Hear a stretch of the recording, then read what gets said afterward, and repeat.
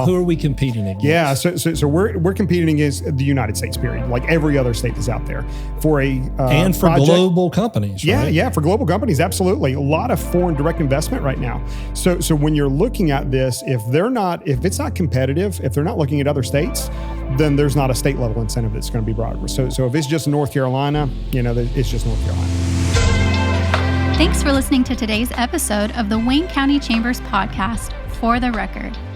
We want to say a special thank you to our sponsors. Our title sponsor, Sport Durst of Goldsboro, our premier sponsor, Atlantic Casualty Insurance Company, our presenting sponsors, Professional Data Management, Goldsboro Builder Supply, and UNC Physicians Network, and our community sponsors, Butterball and the Housing Authority of the City of Goldsboro. And for the record, we're glad you're here. All right, gentlemen, how are you? Good. How you doing? Good, Yeah. man. We're so glad to have you guys with us today. I mean, I know you're busy bees, doing a lot for our county and our community, but we're really fortunate to have you. If you would just take a second and let the folks know, who are you? What do you do? Hit us with that. Chip Crumpler currently is the county manager for Wayne County. Previously served as the role of assistant county manager, and prior to that, planning director for several years. Was a county planner for a long time, and I've been here currently about 25 years serving in this county. Wow. Multiple jobs, projects throughout the years, just have a lot of historical knowledge of our issues here and the things that we face here as a county. So I've always taken an interest in, land use and transportation planning were key critical areas that I focus on in planning, but in part of a big part of that is economic development. It's also important. And that's always been something that when I was in college, I didn't really delve into, but as in the professional world, it became very interesting to me. So, Where did you go to college? East Carolina University, graduated with a degree in urban and regional planning. They have a big program over there. I mean, they've One of two in the state of North Carolina. They've trained a lot of municipal leaders, haven't they? Yes. Huh, that's cool. That's cool. Who is over that? And do you know who's over that now? Do you remember? I do not know who is over it now. Dr. Matula Wubna was the head of it. He was the chairperson of that department in the late 80s. But he is still there teaching as a retired emeritus professor. Oh, wow. So he's still there. He Still was involved. my advisor too. Oh, that's cool. Yeah. So right. It's pretty good. It's a small school. There's not a lot of people going into that field, and it's a pretty attractive field, especially if you like, you can work in private sector, but there's also a lot of public sector jobs, such as planning the field, recreation and parks, county administration. You can get a political science degree in there with that and some public administration if you'd like. And I know, just as a sidebar, the county invests in its employees if they want to go back and get education in these fields, right? We promote that throughout our staff of about 1,000 employees. 1,000 employees. Yeah, wow. Any that want to go back, we always are promoting. Of course, we have a statement, you have to stay with us for so long to make it pay off for us. But if it's within your field of study and within your department, and it's something we feel strongly about, we grow our own employees. Which as we discuss, as we push forward in these conversations about economic development, you'll learn some issues that we have here that Craig will probably hit on, workforce development, and that's part of our workforce development that we employ here as a local government. And so that's just the way it is, and that's today's time for competition of quality staff that are trained. Yeah. That's right. Okay. Craig, what about you? Well, name of the podcast is For the Record, right? Yeah, that's right. So for the record, my last name is Foucht. Yeah. Rhymes with boat. That's so right. that way everybody knows. That's So that's say For it. the Record, right? That's how I introduce you now to people before they meet you. I said, his last name is Foucht, rhymes with boat. Yeah, but when you look at it, you definitely think this is not a name from Eastern North Carolina, Right. and it's not. It's not. It's not an Eastern North Carolina name. Anybody with that last name is going to be related to me. So they're either going to be my children, my wife, or my parents. I got here way of Seymour Johnson Air Force Base. My dad was in the military. Moved down here when I was 10. 40 years later, I'm still here. But I was, that wasn't like initial intentions, right? Initial intentions were, I'm going back home. That was initial intentions of mom and dad. And my brother got a baseball scholarship to play baseball for UNCW, but it was in-state tuition. So when my dad retired, it was one of these things. It's like, okay, we're going to have to stick around for a little bit longer. Married a local girl, that was born and raised here in Wayne County, had babies. And so we're North Carolina, Wayne County residents at this point now. So went to Eastern Wayne High School, ended up going to Wayne Community College, graduated from there. Later on in life, after I went back actually to work at Wayne Community College, former president Kay Albertson, she saw something in me I don't think I really saw in myself. She told me that I needed to go back to school. So like Chip, went to East Carolina, graduated BSIT program, which is their Bachelor of Science in Industrial Technology with a concentration in supervision and management. That's official right there. That's official. So what's your actual job? My actual job. So I am the Director of Business and Project Management for the Economic Development Region, which represents Wayne, Lenoir, Greene County, and the Global Trans Park. And I also represent Wayne County Development Alliance as a current president. Okay. Explain that, because that was a lot of things. Yeah, there's a lot of things, right? What is that? What are those two different entities? Why do they matter to each other?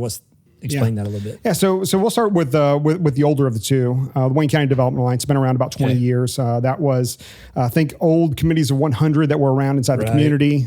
There was one in the northern part of the county. There was the Goldsboro one. There was also the one down in Mount Olive. They all came together with the county back in 2005, started talking about, how can we kind of unify and do this together. 2006, they formed the public-private nonprofit, the Wayne County Development Alliance.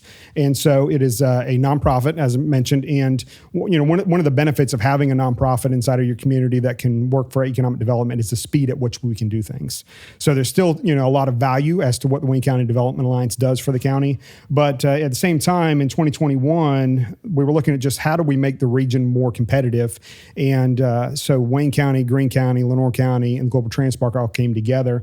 And through an intergovernmental service agreement, they operate the economic development, and we try to attract business and investment here as an entire region. So really just kind of making the bang for your buck work best for each one of the counties. So it's a regional approach. I'm sure we'll get to that here in a few minutes, but how did you get into this gig? I want to hear that from both of you, but I mean, like, how did you, because you've done a lot of different things, but how did you land here? Yeah. Sometimes I wonder, I scratch my head, like, how did this happen? I was talking to the mayor's youth council here recently, and I told him, a lot of times you're made to think like, your career path is just straight, right? It's just this one way. Like, I want to be a doctor, and this is how I become a doctor. Like when I was in high school or even college, economic development, like what is that? I had no idea. Didn't know the job even existed. And so for me, that started off faculty teaching at the community college and technical program, went on to become a department chair. So I headed up all the transportation programs that were there. 2017, just took a jump out of my, kind of typical what I had been doing. And I headed up the business and industry center for the college. And so through that, I was interacting, and that was after I graduated with my degree. I was interacting with more business and industry, most typically your larger industrial employers. One of the things that we were looking at was how do we try to solve some of the workforce issues? How can we get more people in the workforce, get them trained? And so that led to a road down apprenticeships, which I was very passionate about. But that also meant that I was interacting with the Economic Development Office. And so working alongside with them, found out about jobs, saw the opportunity, and just decided to take a chance. Take a chance. And county manager, I mean, you said you were assistant, you said you were a planner before that. Right. I guess what got you on even this path of thinking, let me do that with my life? Well, I used to assist when we held our own economic development office within the county, and we were in a 3-county region. I worked with them on developing some maps. I did a lot of GIS work, and we did product development and prospectus forms for the economic development office. So, but I guess my main thing is when you're looking at things from a management standpoint, and you're in competition. I want us to look at a broad scope of the whole state. I don't want us to just think about Wayne County. You're in competition for industry, to bring industry in here from across this state. And this is funneled through different agencies within the state and through the Department of Commerce. And, we want to get in there and put up a good fight, put up a good show, and have product, have available land. What is product? When you product say is buildings, things on the ground that a company can come in here and utilize to go to work and get in business faster and quicker. Yeah. In other words, Ken, is there ready sites for a company to come in and immediately utilize with the utilities and the infrastructure in place to support such uses? And the truth is that we take for granted that just exists, but it turns out it doesn't. It does not. It has to be produced. So think about that competition that we have across the state. Right. This county had practiced economic development in the traditional sense for years and years. And it was seen that if we are going to get on a level playing field with other areas of the state, we're going to have to do things outside of the box. We need to think differently. We need to react differently. We need to become more competitive. And we need to take the dollars that we're spending at all these little individual agencies, combine our dollars, and let's have a more regional approach to economic development, whereas we leverage amenities that, say, Lenoir County has or the GTP has or Greene County has, the same way that they go out after product development, recruitment of industry, and they leverage our workforce and the amenities that we have. And we use that as a new approach that I think has worked really well.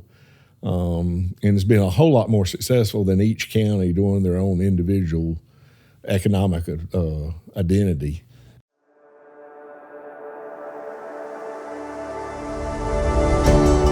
Sport Durst Volkswagen Mazda of Goldsboro is proud to support Wayne County Chamber of Commerce. Family owned and operated, Sport Durst knows the importance of keeping local money local and supporting the community.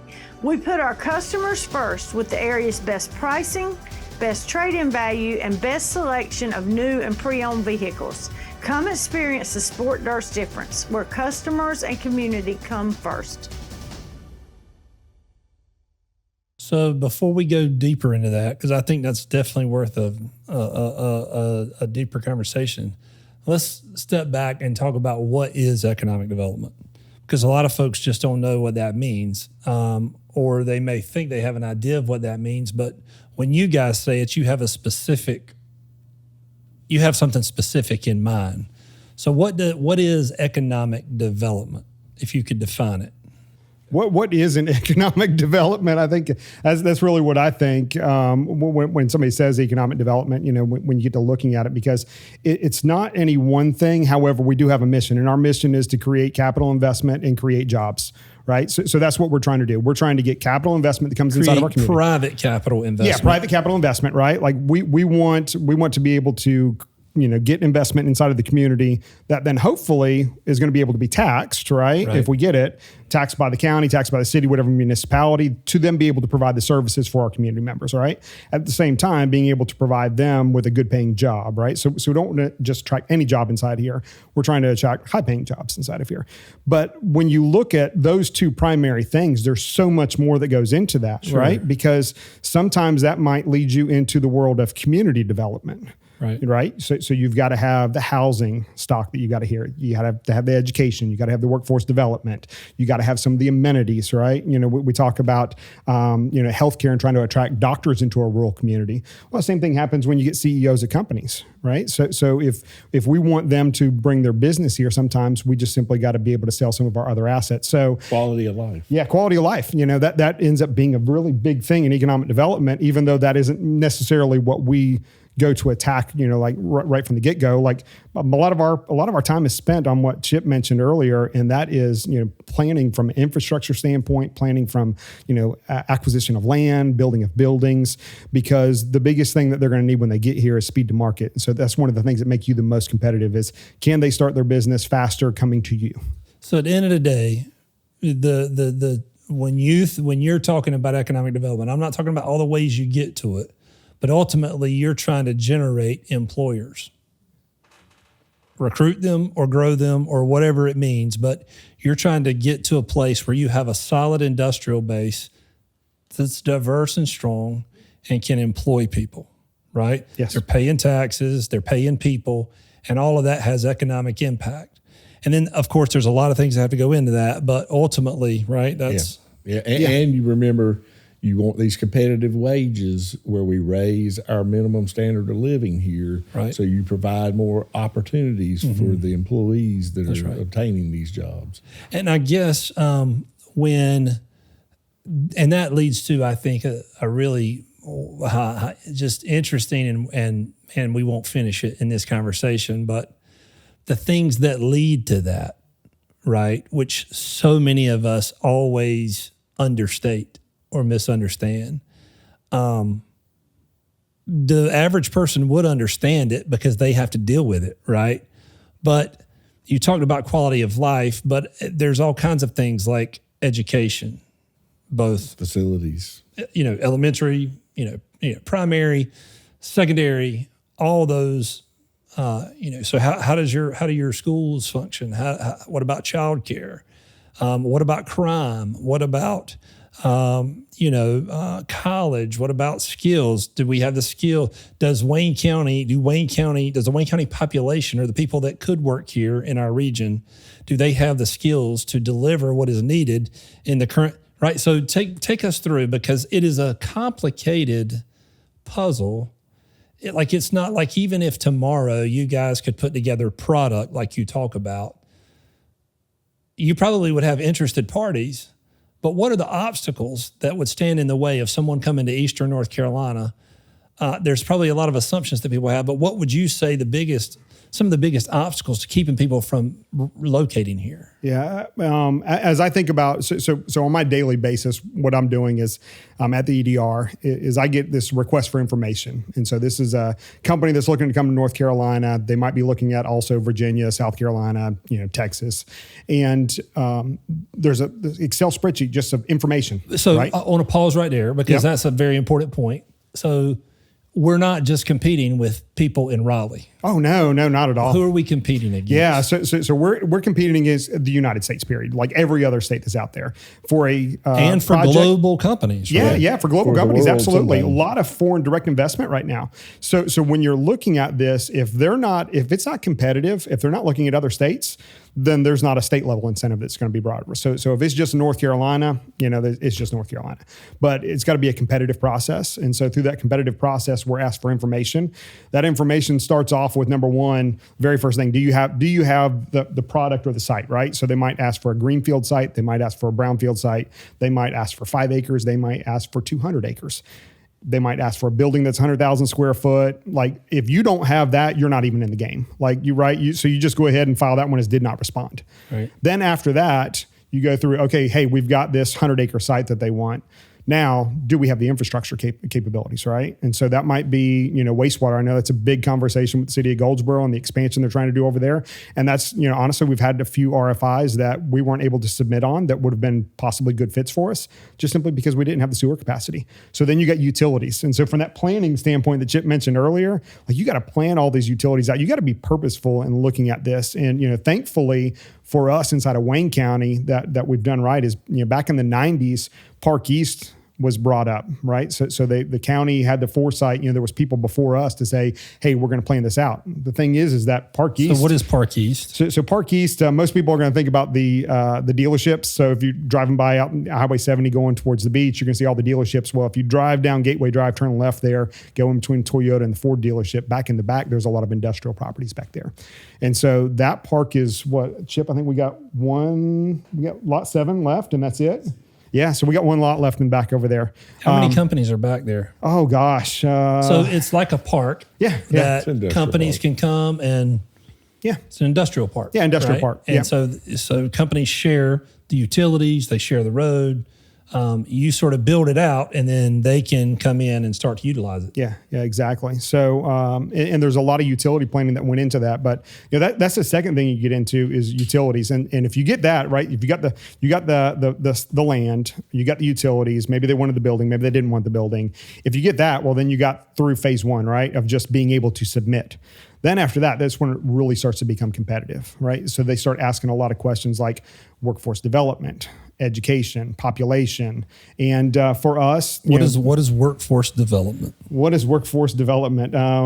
Workforce development, I believe, starts as early as I'm going to say pre-K, and when I say that because we have kids that are in school today that can't read at grade level proficiency by the third grade. That's a really big indicator as to the trajectory for the rest of their life, which then could end up becoming a problem when they later on in life are trying to learn skills, right? So workforce development is learning that starts all the way pre-K all the way through, the rest of your life. I'm sure, Chamber of Commerce president, you may have never thought about having that job, but you've had to learn, right?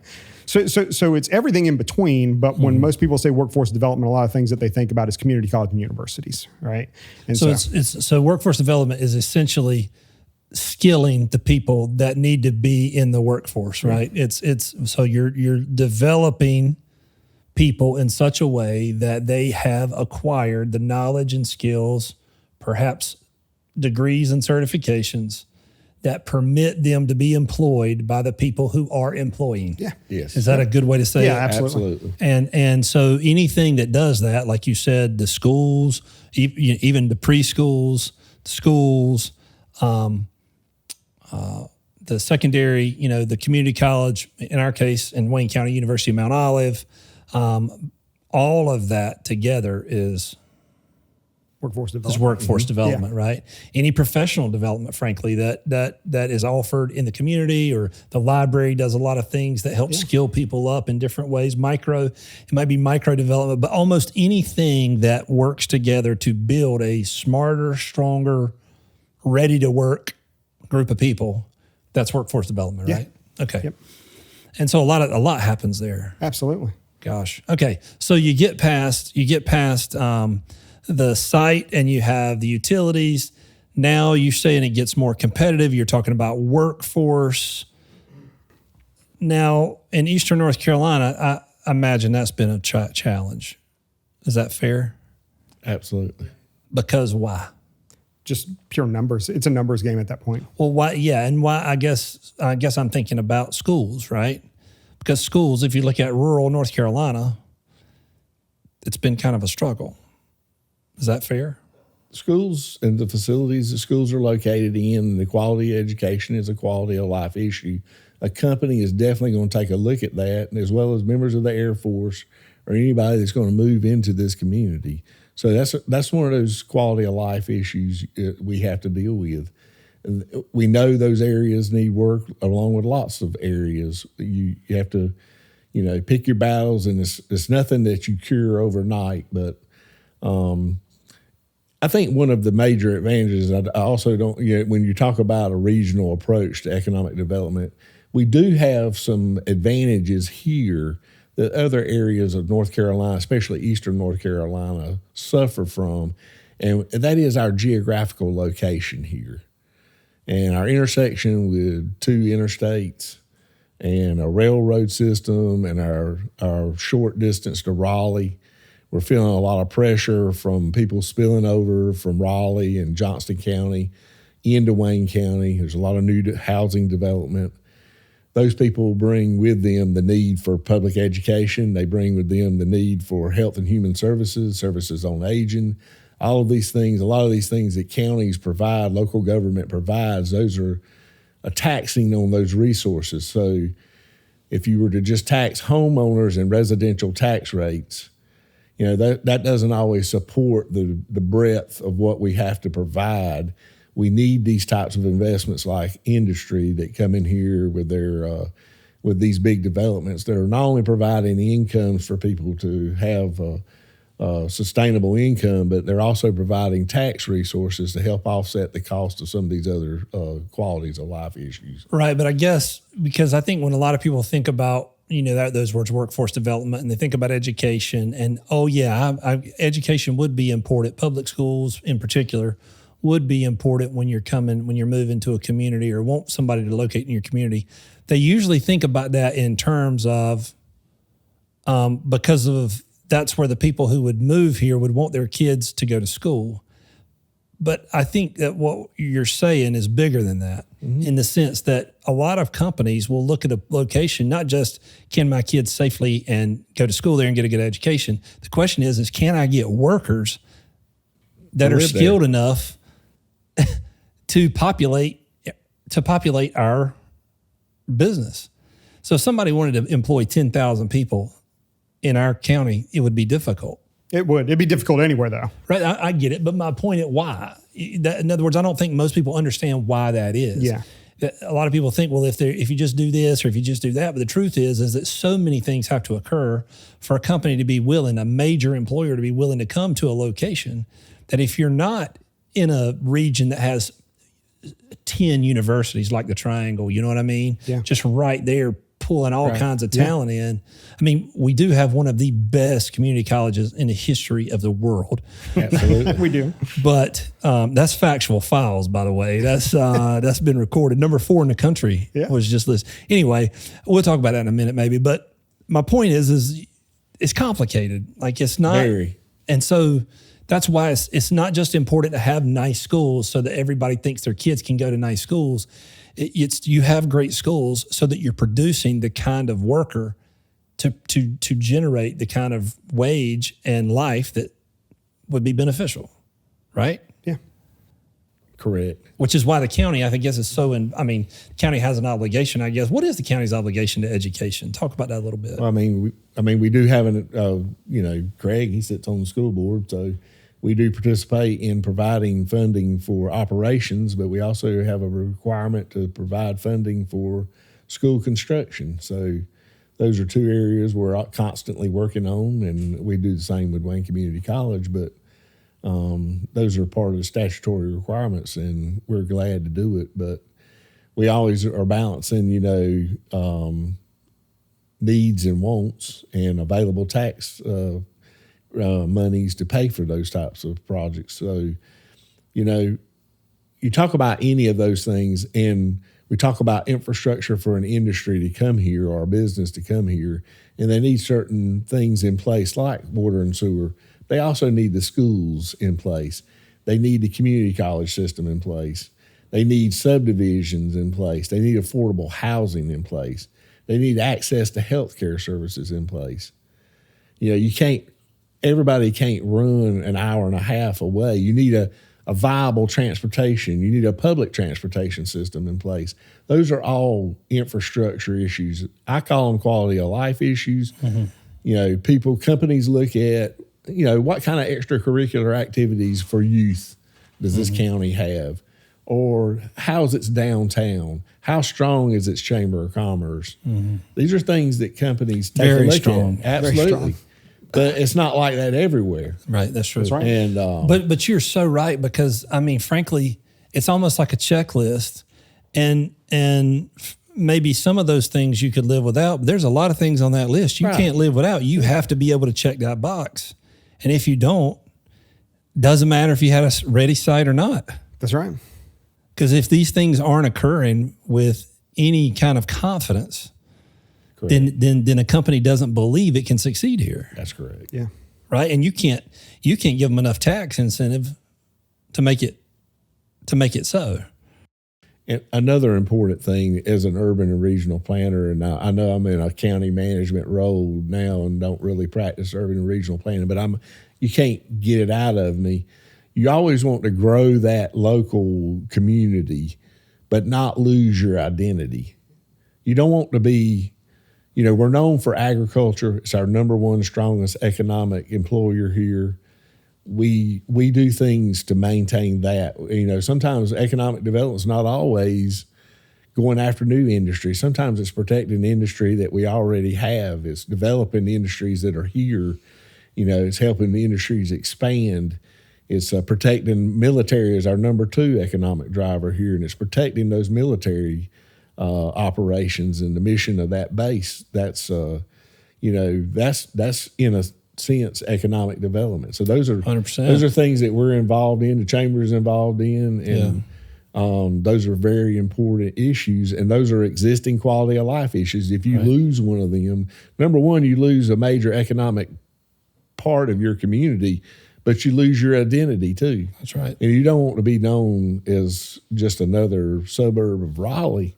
Nothing against the suburbs of Raleigh. I like to visit there all the time, but I like to come back home. And I know when I get back to Wayne County, we want to maintain that type of living. So you have to do that with smart growth that's sustainable, and but you have to weigh all these other options. We're letting the market. We have a spike in housing prices, and that's just making it hard for affordable housing to take place. Right. And so that's something you've always got to think about. And how do you handle that? How can you tackle that? Remember, we're a Tier 1 county, and that's a serious issue.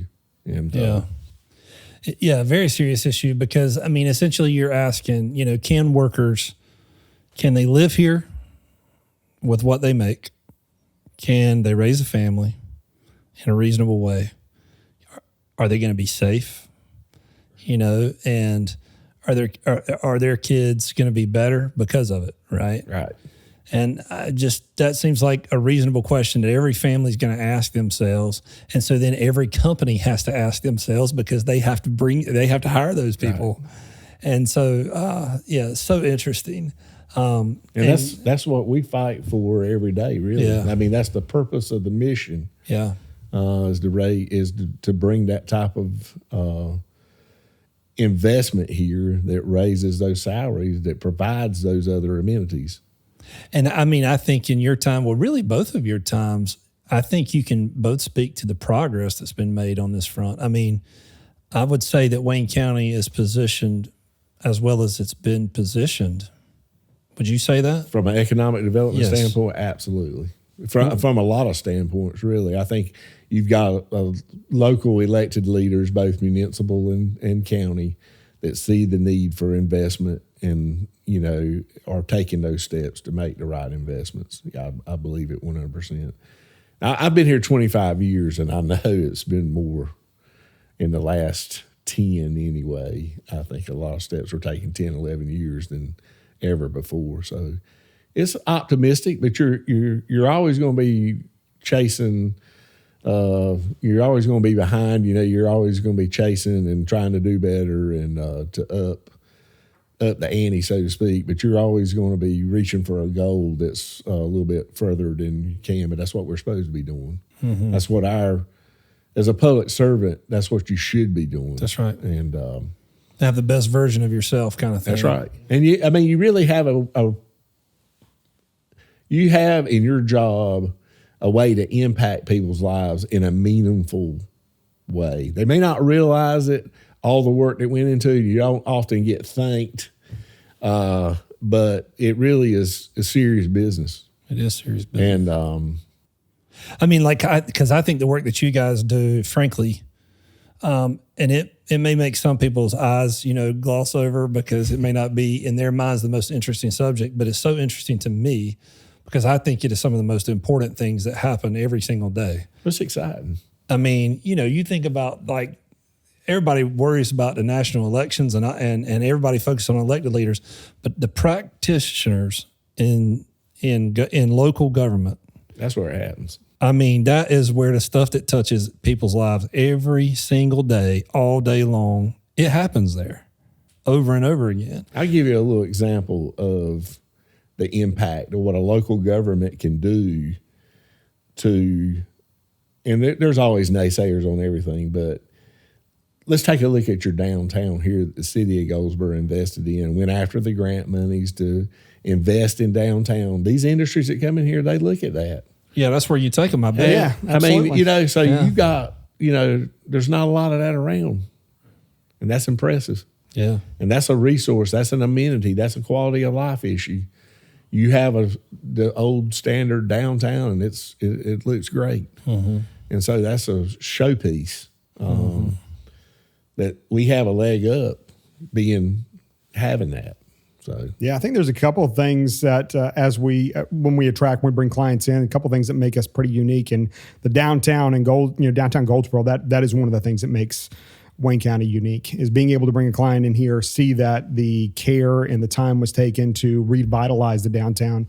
You go to a lot of Eastern North Carolina, the largest municipality or whatever that county seat is, and you don't necessarily see that type of investment. So, that was a really good thing that we get to sell every time. So typically when we go out to lunch, we'll take clients to lunch, and most of the times when we take them to lunch, we take them to Center Street, right? Let them come down Center Street, and pretty common, the comment is, man, you guys got such a great downtown. You got such a beautiful downtown. Mm-hmm. That's so good to hear, right? It is, absolutely. That's cool, yeah. What else do you think is unique about us that positions us when you guys, look at your position in the state of North Carolina. For sure. You can't get any more geographically centered than maybe Wake County. We're less than an hour from Raleigh. We're less than an hour and a half from the coast. Who wouldn't want to live here? I can't blame people for coming here. Right.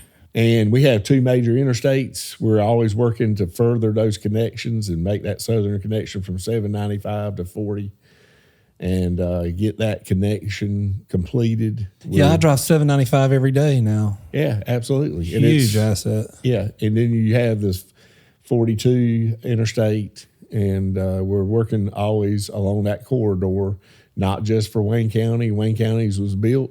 We're working hard at helping Lenoir County get theirs completed and the rest of the sections completed where we complete that interstate.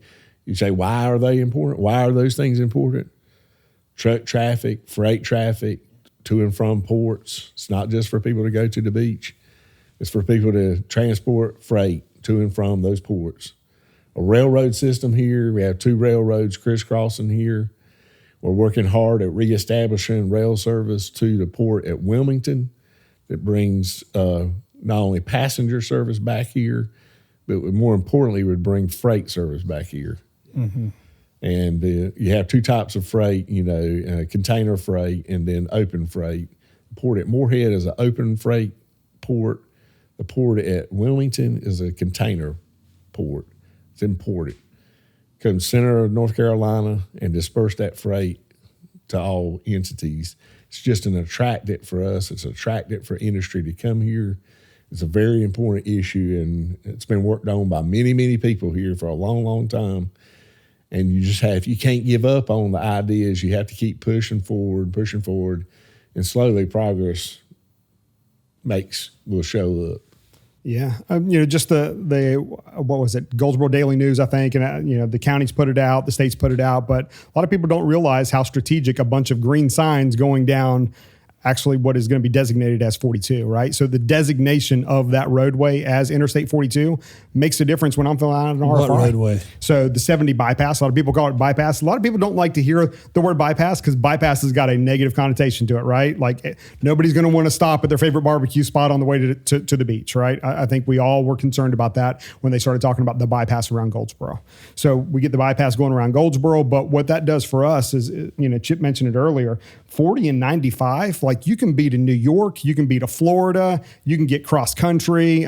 You can get some places really quick, and moving that freight out, that's going to be one of the key things that they're going to look at. And so that's constantly a question. How many miles until interstate? What's the roadway look like to be able to get to the interstate? Sometimes I got to describe how many stoplights I got to go through. Is it divided 4-lane? But, also Chip mentioned something also very critical. A lot of people have been talking about the importance of rail from the passenger component to it and looking at the Union Station, downtown Goldsboro. But there's a whole nother level of that. If we get that back, the fact that we now have connection back over to the port down in Wilmington, meaning that we can bring the containers in. That's something right now, currently, the containers going to come in. They're not going to come in via rail. They're probably going to come in via truck. Mm-hmm. That's interesting.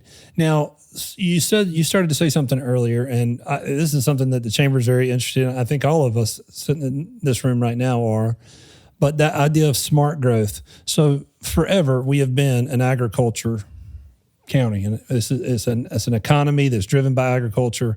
Even our manufacturing, a lot of it is agriculture based. It's food manufacturing. We think that's a huge asset because almost nobody these days can do all the things, from put it in the ground all the way to put it on your plate, right?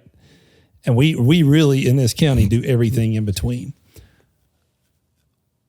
It feels like there's a tension that's going to creep up, right? And the tension is going to be, hey, all this development that's coming east is likely to start trying to consume land, right? Some of the land that you would build on is also farmland, right?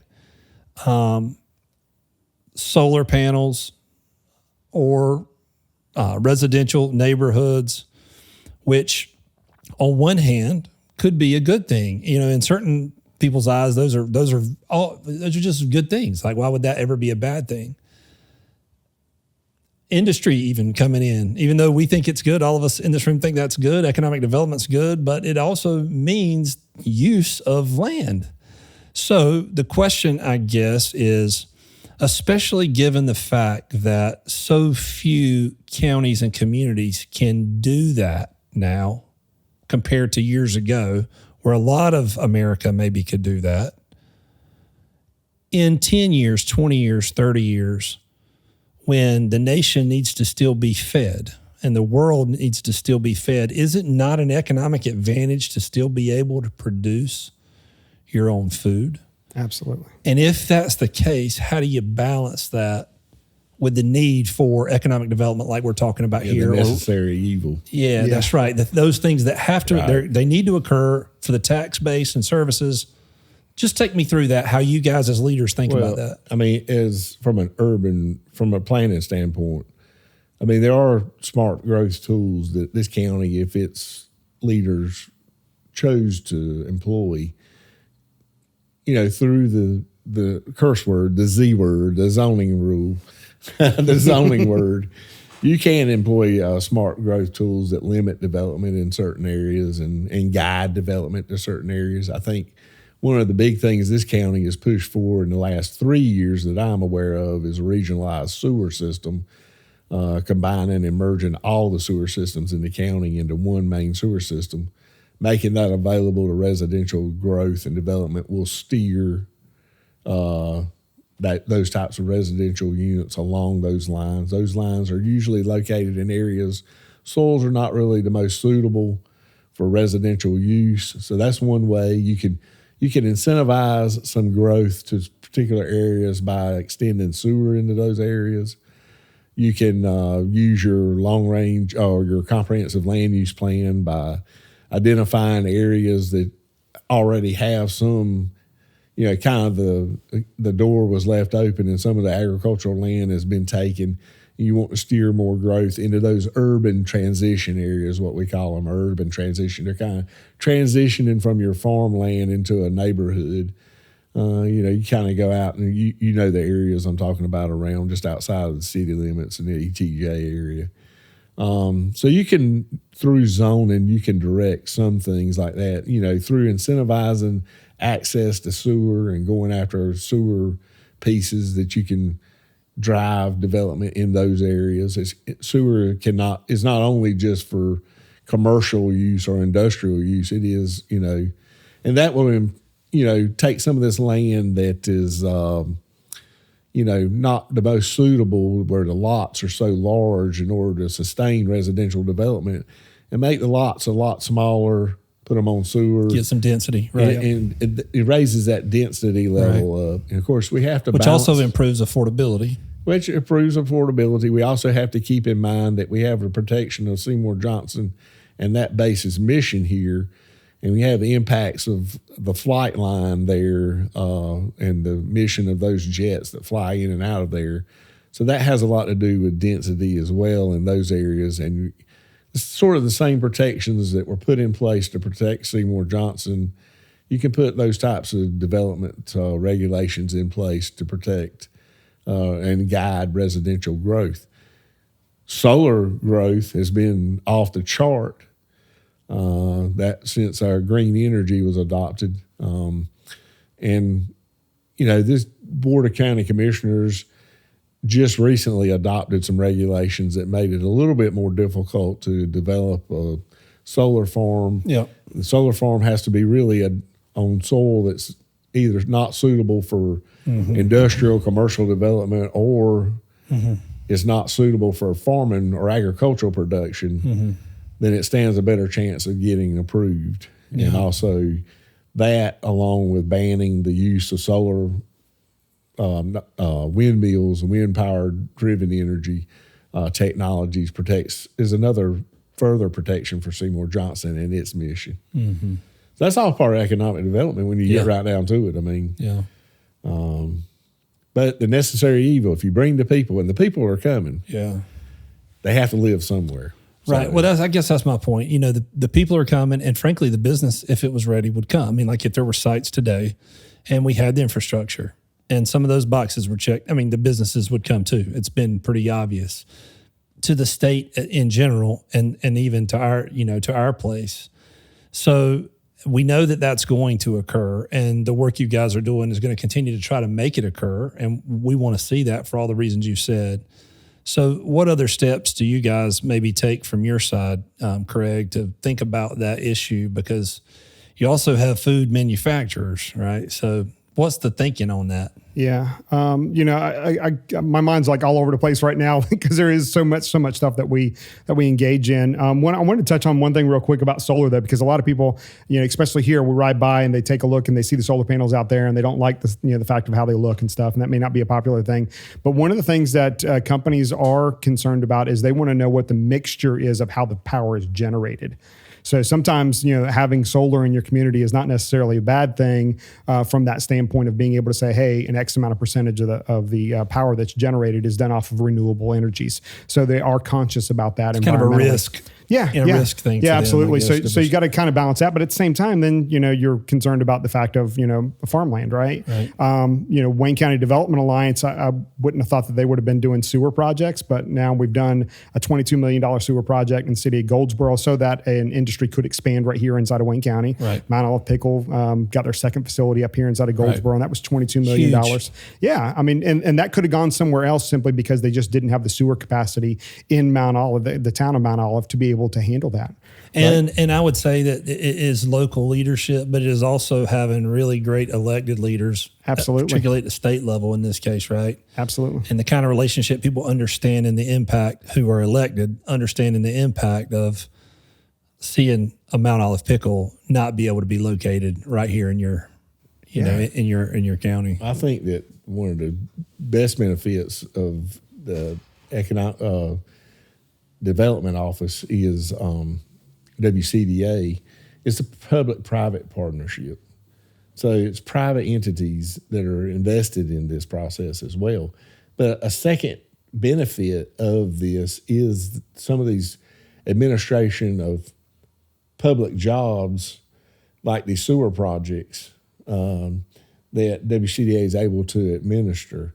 And I'll give you an example going back. This was before Craig, but we were able to obtain a grant to rebuild the Seven Springs Volunteer Fire Department, which was located in a flood zone. And the first people they had to save during a flood event was themselves. Mm-hmm. So we were able to I remember. I lived there. Obtain funding and build a new fire station on 55 Highway. But what was the agency that built that fire department or administered that grant that built that fire department? Wayne County Development Alliance. Wow. So that's just another cool benefit of, that's part of that, that government public service dimension. It is about economic development, and that is economic development because that's a quality of life, having an adequate fire service to serve your community. But that's the beauty of that agency, is the willingness to administer other programs. And there's other ones as well. Yeah. Yeah.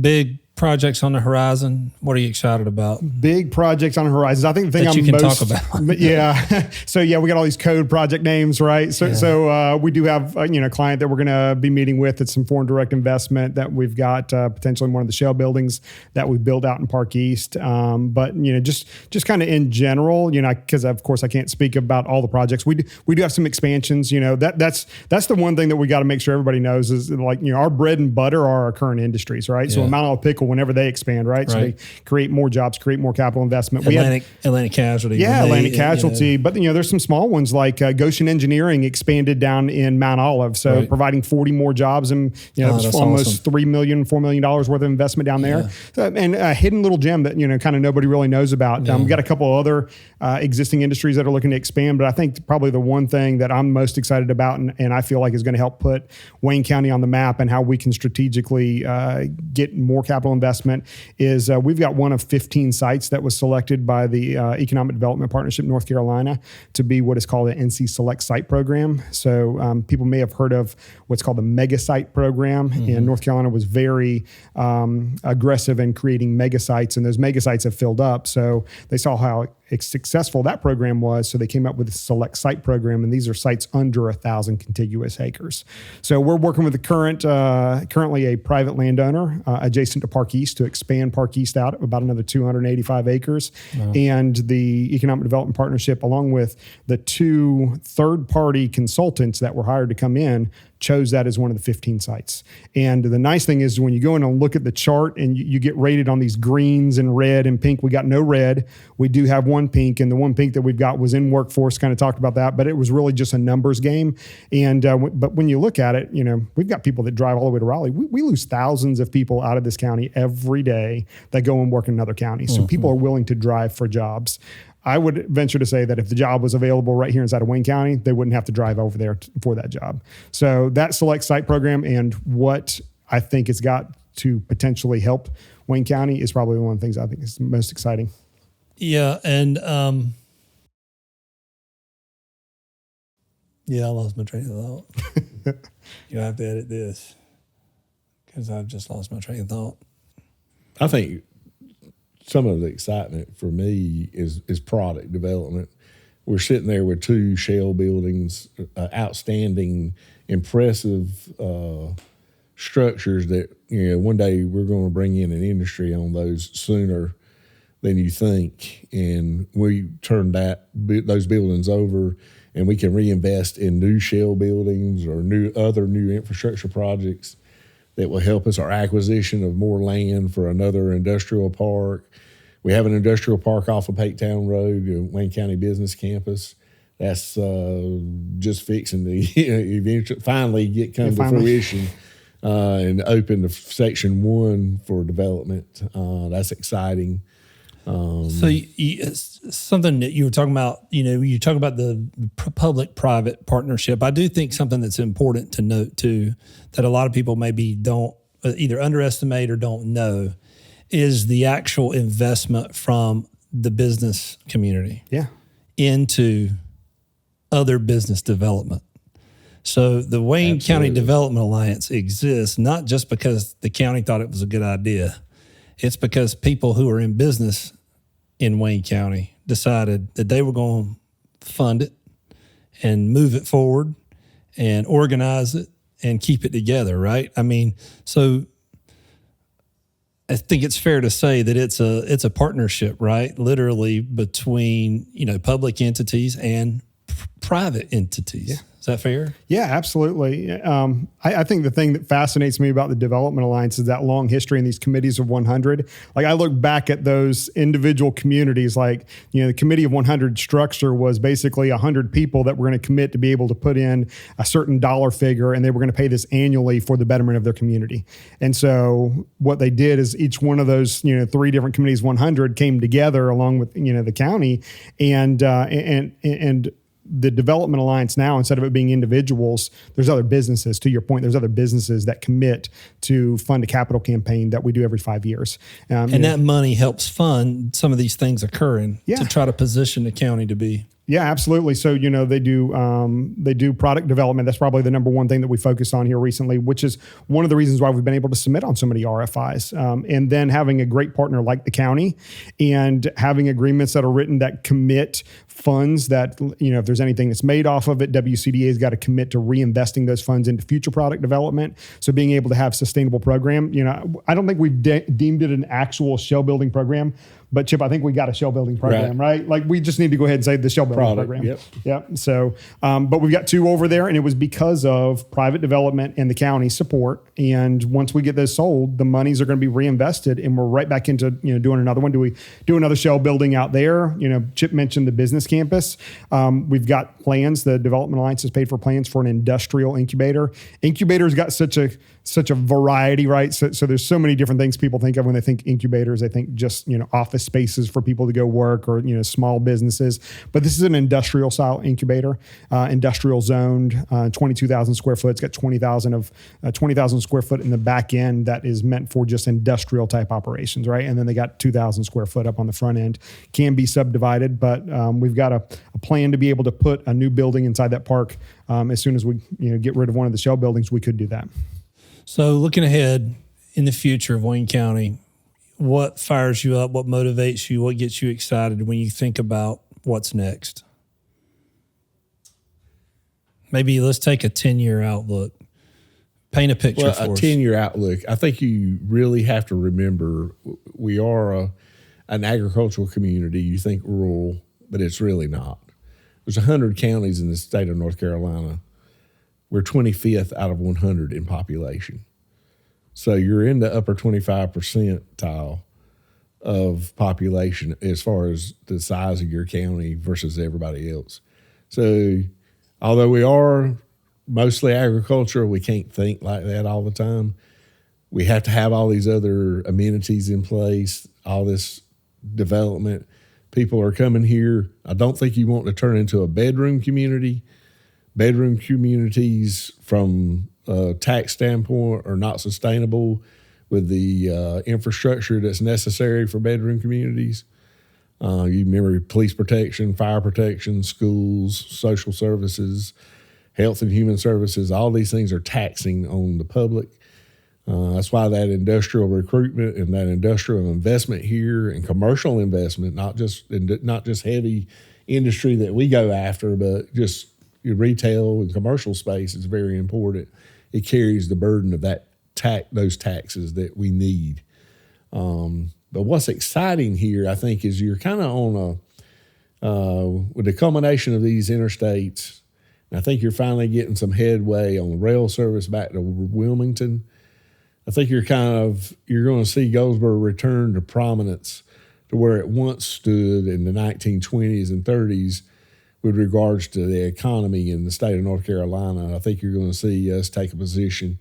I think having a jump start, you kind of had a subject matter study next door in Johnston County of things to do and not do.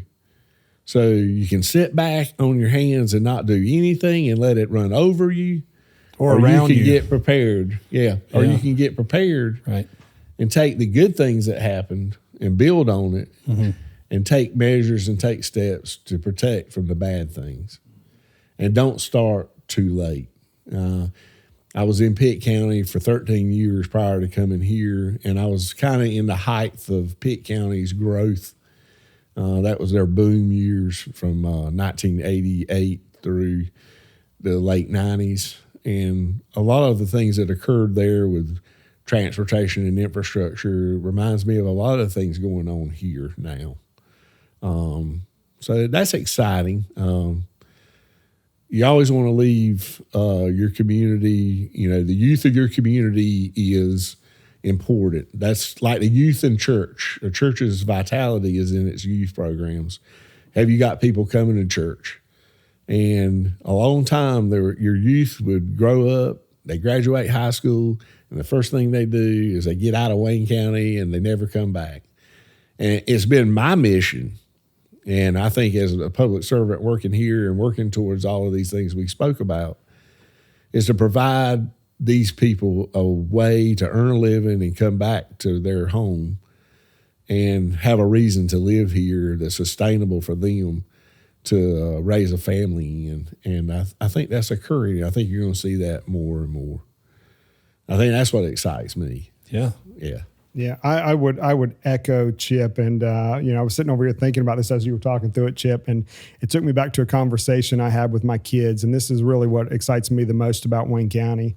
I told my kids, I said, look, I can retire here real soon. What would y'all think about buying a beach house, and we're going to move down to the beach? You guys can stay down here at the beach, mom and dad, and go swimming after school every day, my dream, right? You know, like I'm going to be at the beach all day. Like who doesn't love being at the beach? Great that I can drive an hour, but who doesn't love being on the beach? And, you know, my kids' response was not quite what I expected.